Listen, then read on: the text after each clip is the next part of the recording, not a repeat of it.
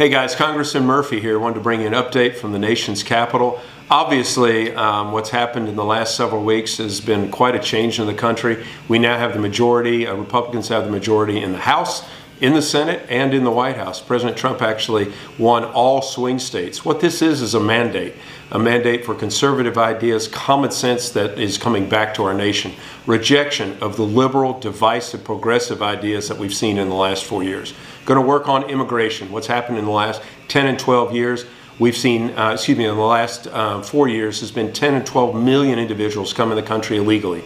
If you're coming in the country illegally here, you're going to be deported. We're going to start with folks who have criminal charges against them. We want sane immigration policies. We're going to work on that in the next 4 years. It's not perfect now, I'll readily admit that. It needs to be worked on. Next is the economy. If you look at what inflation has done and ravaged over the last 4 years to Americans' purchasing power, we're going to work on that and trying to get things back to where Americans can afford to buy a house, to buy a car, do the things that Americans expect to do. Really sane tax policy is going to be critical. The 2017 Tax Cut and Jobs Act brought businesses and corporations a certainty and allowed them to grow, employ more people, raise wages. We're also going to unleash American energy dominance. Guys, we do energy better, cleaner, and more efficiently here in the United States than anywhere else in the world. Russian oil and gas was terrible, same thing in OPEC nations. We need to bring this back to America and reassert American energy dominance. National security is a huge issue.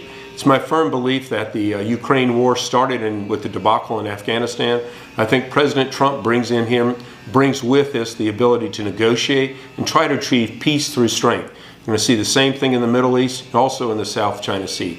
Basically, America wants common sense. Common sense in government, common sense in how we live our lives.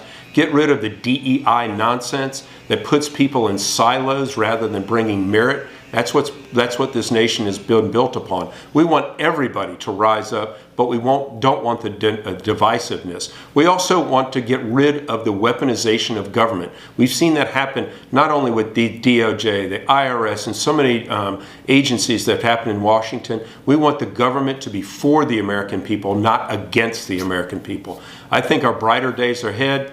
Look forward to talking with you further.